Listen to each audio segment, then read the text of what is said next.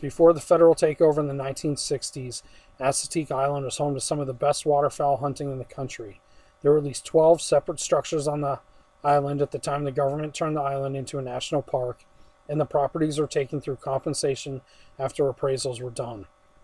In many cases, the families that owned them retained the right to use them for 25 years, but those privileges have long expired and the buildings are now being left to deteriorate as nature claims them. In their heyday, the lodges and hunting clubs of Assateague saw hunters from all over the East Coast and were a favorite activity of the rich and famous. People like Johnny Unitas, Presidents William Taft and Grover Cleveland, J.P. Morgan, Bing Crosby, Sandra Day O'Connor, and Al Decker of Black & Decker, all said to have spent time on the barrier islands along the Maryland and Virginia coast, many of them to waterfowl hunt.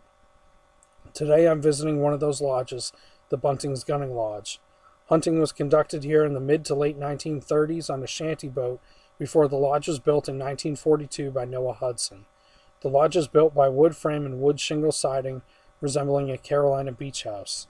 It's a one-story structure with the addition of the second-story tower built around 1951.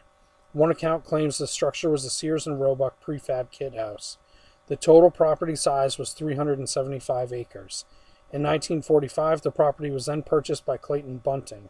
Bunting entertained clients of his landscape company located in Delaware, one of which was the owners of the Sears Roebuck Company.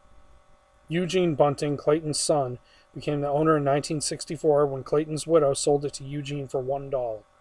Eugene was the owner at the time the U.S. government acquired the property in 1968. The Bunting's rights to use the property expired in 1999. The lodge, while still standing and in somewhat decent shape, had evidence of termites and is left to crumble. Come along with us as we take a look inside and see what's left of Bunting's Lodge.